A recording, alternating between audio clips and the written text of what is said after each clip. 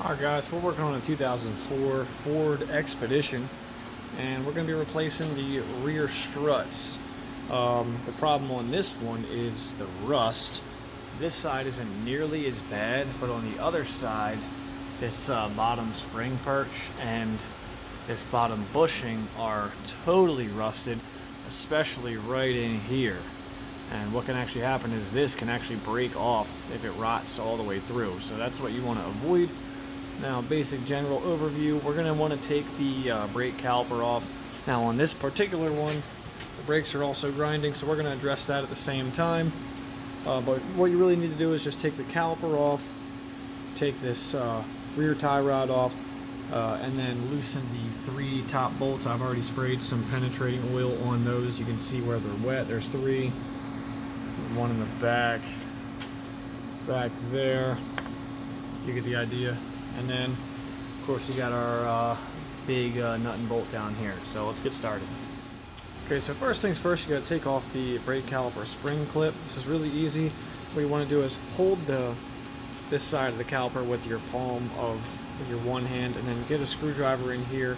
I've already started it because I have to film and do this, so I only have one hand. But you just want to press that this way with a screwdriver, and then when you see the tab pull out of the hole, just get the screwdriver underneath of here and it's gonna pop out, but just pop it out. That's easy. Getting it in is just as easy. Okay, then next you've got your 7mm bolts where your caliper slides are, which is right there and right there. So once you get the 2 slider pins loosened up, you want to get a screwdriver in there and just push them in a little bit, get them out of the way. Do that on both sides. Okay, and something I always like to do is I always like to stick a screwdriver in the slot of the rotor and then pull it towards you, and what that does is it'll compress the piston in there just a little bit so that the caliper can come off a little bit easier. Now we're just going to set this aside. Alright, so now that we got the brake caliper off, next thing we need to do is take off the outside end of this rear tie rod. This is an 18mm. I'm going to use my impact gun, but if you're using a ratchet, you know, just loosen it up. I want to leave it on just a touch, and we're just going to tap on this with a hammer.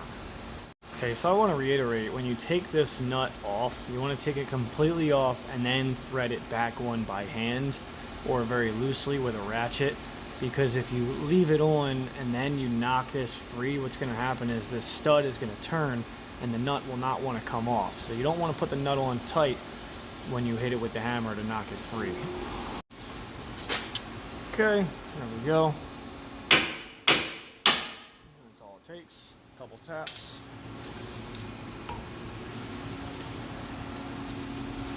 If you do run into the situation where the nut is locked onto the stud and the stud is turning, what you can do is tap on this with a hammer to try and seat it back in, and also heat the nut with a propane torch. A little bit of heat goes a long way because it's a nylon lock nut, so melting the nylon will effectively remove that bolt or that nut. So now we're on to the hardware that holds it in up top. I chose a 15mm ratcheting wrench for the front two. I'm going to change to a ratchet for the rear, but the ratcheting wrench fits in there really easily. I already cracked this one loose. You know, really just work that one out of there. Get the front two, and then I'll show you how I got the rear one out. Alright, now for the hard to reach nut in the back, I'm using a flex head ratchet with a stubby 15mm socket. Due to the angle that you'll need to get in there for the rear nut, a flex head ratchet may be necessary. A semi-deep socket would probably be preferred for starting it and then switching off to a short socket after it's loosened. But you can use just a short socket, and that's what I'm doing here. Okay, I got some light in here so you can hopefully see. There it is back there. We're just gonna reach the ratchet on. Get go in there, loosen it up, and just repeat a little bit at a time until that's out of there. So once you get all 3 nuts off, I like to take one of the nuts and just hand tighten it on to one of the easy ones to get to, just a little bit, like 2 full turns, just so that when we loosen the bottom nut and bolt, the strut doesn't fall out and hit you, or you know, something like that. So now this bottom bolt, the nut is held in place, so you don't need to worry about that. The bolt is a 30 millimeter. I'm going to hit it with my impact gun. You may need a breaker bar, it's pretty tight, but basically you just want to loosen that until it comes all the way out, and then set that nut and bolt aside.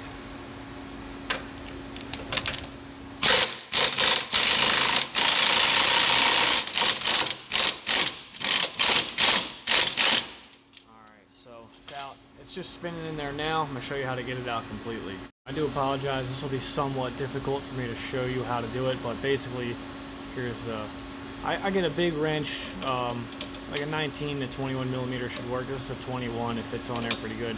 What you want to do is grab your wrench, and while you're loosening this bolt, you're going to want to apply a force that way so that it pushes the bolt out while it's spinning. Let me try and get a shot of that on video.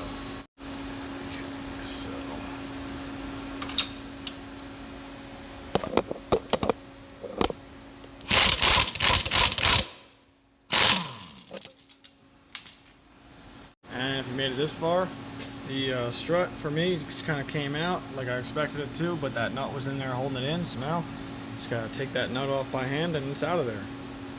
Okay, now what I did was I raised the new strut into position, and I got all 3 nuts on there hand tight. You want to leave them hand tight because it'll leave it nice and loose so it can move around. And then what you need to do is pull down on this until the bolt holes line up. You may need to stick a pry bar in here to get more leverage, or have somebody help you out, or stick a pry bar in here, but you just need to pull this down so that these holes line up.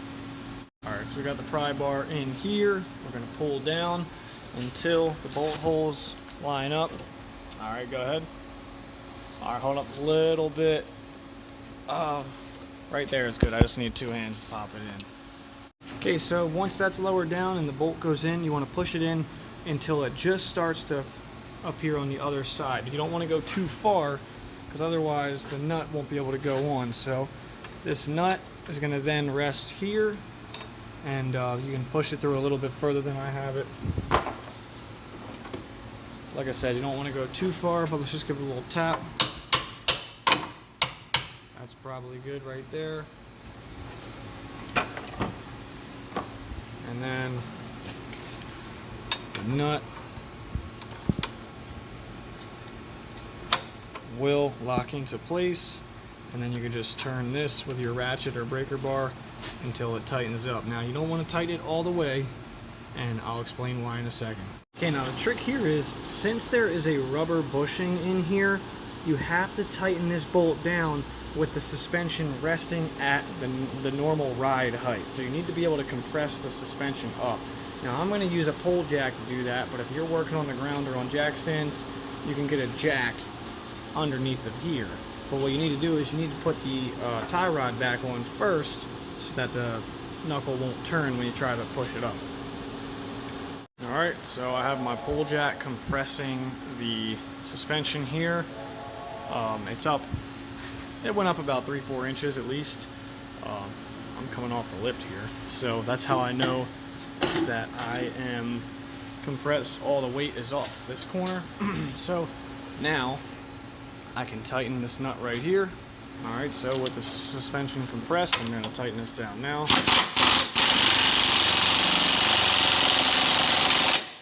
You want that thing good and tight. Okay, so now we're just going to go back and tighten those 3 nuts on top of the strut. Please note, the suspension does not need to be compressed to tighten these down. It's only for the bushing on the bottom. So I have everything relaxed again. And it's also somewhat dangerous to have everything compressed while you're working on it, because if something slips, you could get hurt. So always be very, very careful. The last thing you want to do is slip your caliper over the rotor with the pads in there and all that, and tighten your slide pins down. The final step is putting your caliper spring clip back on. Now this is super easy. I'm going to try to do it with one hand. You want to hook the inside. You want to hook this one first, and then press this outward like that. And then once you get this past here, you're going to want to push the center outward. Basically what you want to do is you want to get to this point where that's on there, those are in, and then this one is just about to go in, and you want to push right here in the center toward the back, and that will allow it to flex. I need two hands. There you have it.